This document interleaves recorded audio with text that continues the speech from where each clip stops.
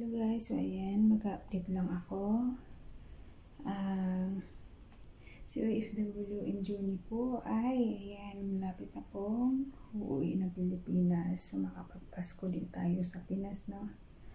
Sa ating bansang sinilangan. And by the way, na-prepare ko na to siya, and then chine-check ko lang siya kasi kailangan kong pagkasyahin yung gamit ko dahil sa 4 na taon ko dito ay sobrang dami na niya. Actually, naka-box naman na ako. Naka-4 na na ako padala ng mga cargo box. So, ito yung mga last.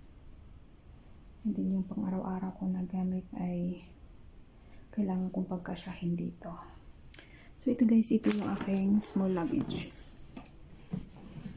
Yan. And then, yan medium. And then, yung isa, medium din. Ito, para siyang small na alanganin na hindi ko magets. Basta hindi siya pwede sa cabin kasi last 2023 is nag-vacation ako. Malaki siya sa cabin. Yan. Ito naman yung isa. Aking hand carry. And then yung aking bag. Yan. So, ilalagay pa natin. Yan siya. Kunti na lang guys. Makakauwi natin ng Pilipinas. Namimiss ko na yung anak ko, syempre. Yung pamilya ko. And for the first time, for 4 years, ay makapagpasko at bagong taon din sa Pilipinas, no? And then meron pa akong mga gamit na abubot, ayan. And then aking ayan, mga gulo-gulo na po kasi pinagpilian ko na siya.